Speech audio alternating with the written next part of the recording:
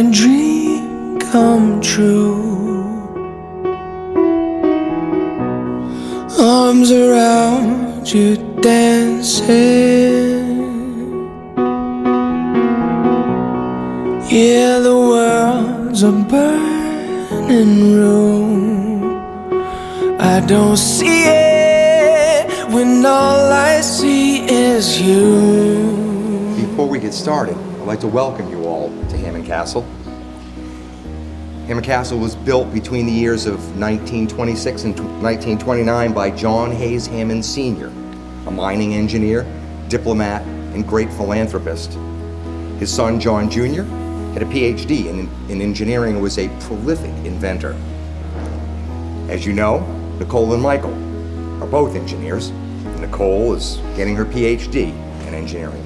And so for them, it's truly fitting that they chose this location to begin the next chapter of their lives. All my troubles wash away when I feel you breathing.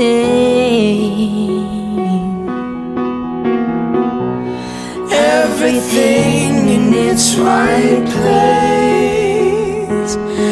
I will gladly give you all my days.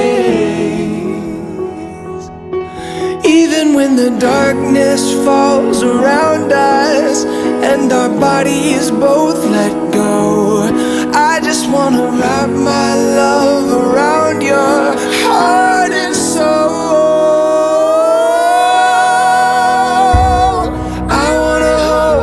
When it all comes down, wanna be with you when the lights go out. I wanna spend forever by your side. I wanna love you till the end of time. I'll follow you into forever. You will never have to be alone. I'll follow you into forever.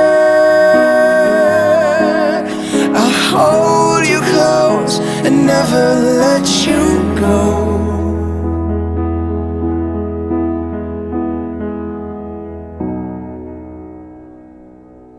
Although it was more than 6 years ago, I vividly remember our first interaction as I was walking away from our first class and you called out my name. "Do you want to be project partners?" you asked. "Sure," I think I replied, before I awkwardly walked away because I didn't know what else to say. I continued thinking about you for the rest of the day and decided it was time to sit 4 seats apart from you in class rather than the 5 seats apart. Although we didn't start that project until the last week of class, of course, we quickly began sitting right next to each other that spring and enjoying each other's company more and more. After that long final night, designing our diamond shaft together, we turned in our project and ceased being project partners, but I knew from that moment that we would be partners in life. Whether I was walking by your side along the Charles River or I was Skyping you over 10,000 miles away, I always knew you were the one for me.